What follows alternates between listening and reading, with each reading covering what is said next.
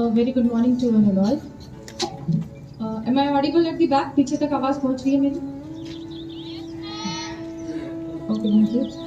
Single use plastic के बारे में हम बहुत दिनों से बात कर रहे हैं। जितेंद्र सर ने भी कल आपको बताया था, प्रिंसिपल मैम ने आपको थोड़ा सा बताया था कि सिंगल यूज प्लास्टिक जो है वो मिनिमम यूज करें और हो सके तो यूज ना करें।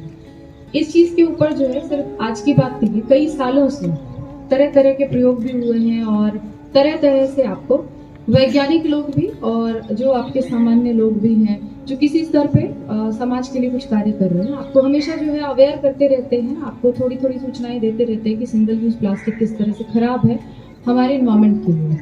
तो विज्ञान के जो शिक्षक हैं वो जब भी आपको चैप्टर्स पढ़ाते हैं, हर क्लास में एक चैप्टर ऐसा होता है जिसके अंदर आपको एनवायरमेंट के बारे में थोड़ा सा अवेयर किया जाता है।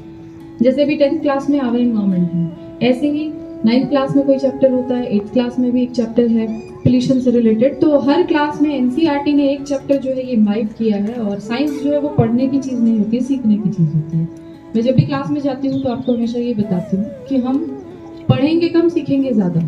तो अगर आप सुन लेंगे तो हो सकता है आंसर्स लिखने में आप सक्षम ना हो, लेकिन कुछ चीज़ें जो आपके ध्यान में आएंगी, जो सामान्य ज्ञान की चीज़ें हैं, वो आप जो है अगर रियल लाइफ में अप्लाई करेंगे तो बहुत ही अच्छा होगा। सिंगल यूज प्लास्टिक का मतलब है आपने एक बार जो है मार्केट से कोई चीज़ उस पॉलिथीन के अंदर जो है परचेज की, उसके बाद फिर उसको आपने कभी यूज नहीं किया। वो रिसाइक्लेबल है, लेकिन उसके लिए क्या है, आपको थोड़े एफर्ट ज़्यादा करने पड़ते हैं। और आजकल के टाइम पे जहाँ पर हम time saving machines, mechanism, tools की बात करते हैं, इतना समय नहीं है हमारे पास कि हम सभी प्लास्टिक को इकट्ठा एक जगह रखें फिर रिसाइकलिंग के लिए कहीं देकर आए। तो हम क्या करते हैं, सिंगल यूज प्लास्टिक कुछ नहीं मिल रहा है, कुछ सामान डालना है सिंगल यूज प्लास्टिक लिए, उसमें डाला और कहीं लेकर चले गए, फिर वहीं पर उस प्लास्टिक को डिस्कार्ड कर दिया और वो प्लास्टिक वहीं पर पड़ा रह गया।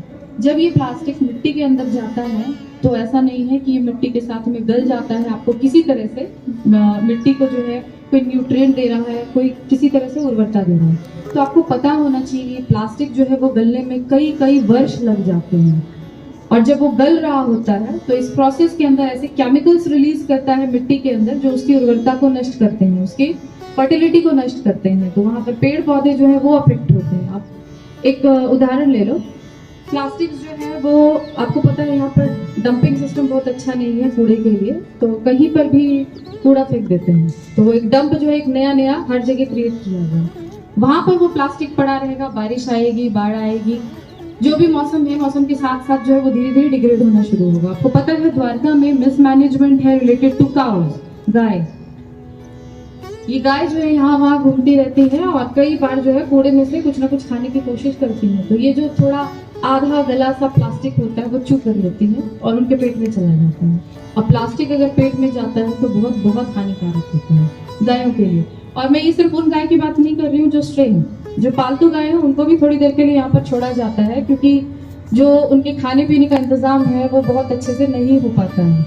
और ये चीजें मैंने ऑब्जर्व की है विद दीज आईज ओनली, और पूछा भी है लोगों से कि किनकी गाय है एक्चुअली में दे बिलोंग टू समवन, और उन्होंने छोड़ा होता है जानबूझ के, कहीं बाहर जाके कुछ खाकर आ जाएगी, हमें एफर्ट नहीं करना पड़ेगा तो उनके लिए जो है अलग से चारा देना। अब वही गाय जो है हम तक दूध भी पहुंचाती है। तो अब सोचो किस तरह की चीजें जो है यहाँ पर हो रही है आसपास, सिर्फ इसलिए क्योंकि हम अवेयर नहीं है। आप लोग सब स्टूडेंट्स हैं, जो लोग पढ़े लिखे नहीं हैं, थोड़ा सा हो सकता है उनके अंदर जो है अनअवेयरनेस हो, थोड़ा कम ज्ञान हो, लेकिन आप लोग जो है स्कूल में आ रहे हैं, यहाँ से कुछ सीख कर जा रहे हैं, तो हो सकता है कि आप जो है समाज में इस चीज़ को प्रोपगेट करें, सिखाएं और लोगों को, ताकि वो और भी आगे इसको सिखा सकें। सिंगल यूज प्लास्टिक को पूरी तरह से बैन कर पाना या पूरी तरह से छोड़ पाना बहुत डिफिकल्ट है, मैं मानती हूँ, हमारे लिए भी डिफिकल्ट है, लेकिन कोशिश की जा सकती है इसको कम से कम यूज करके, और धीरे धीरे ये आदत छूट जाएगी।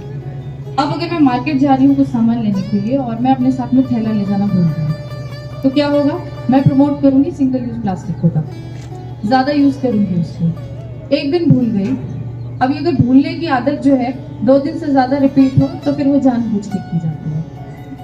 तो एक दिन अगर भूल गई तो उस मिस्टेक को रियलाइज करके दूसरे दिन मैं थैला लेकर जाती हूँ, तीसरे दिन मैं थैला लेकर जाती हूँ और कोशिश करती हूँ कि उसको ऐसी जगह पे रखूँ थैले को कि मुझे याद रहे निकलते हुए कि मुझे ये लेकर जाना है और प्लास्टिक जो है वो नहीं यूज करना है। मेरे एक फ्रेंड है जो इंजीनियर है, मतलब सिविल इंजीनियर है, तो बीच में उन्होंने और उनकी टीम ने एक मुहिम स्टार्ट की थी सिंगल यूज प्लास्टिक को कम से कम यूज करने के लिए। तो वो क्या करते हैं, वो जहाँ भी जाते हैं, ट्रैवल करते हैं वो बहुत ज़्यादा, तो वो जहाँ भी जाते हैं अपने साथ में एक स्टील का कंटेनर डब्बा लंच बॉक्स लेकर जाते हैं और साथ में एक स्टील की स्पून लेकर जाते हैं, चम्मच।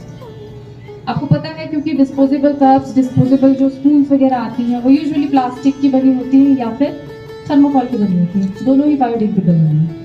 तो इन चीज़ों को थोड़ा सा कम करने के लिए, रिड्यूस करने के लिए उन्होंने अपने साथ में वुड की, लकड़ी की, बैम्बू की बनी हुई चॉपस्टिक्स, चम्मच, ये सब बैग में डालना शुरू कर दिया। और बहुत ज़्यादा स्पेस नहीं लेता है, एक हैंकरचीफ के अंदर आप जो है सबको लपेट कर एक बैग में डाल के रख सकते हैं। तो आप जब भी बाहर जाएंगे ये चीज़ें आपके साथ में होंगी and you would discontinue to use the single use plastics. तो इस तरह से आप थोड़ा थोड़ा जो है अपनी तरफ से कोशिश कर सकते हैं। इवन मैंने उनको देखा जब दाल चावल परचेज करने के लिए जाते हैं, अगर जैसे यहाँ पर जो है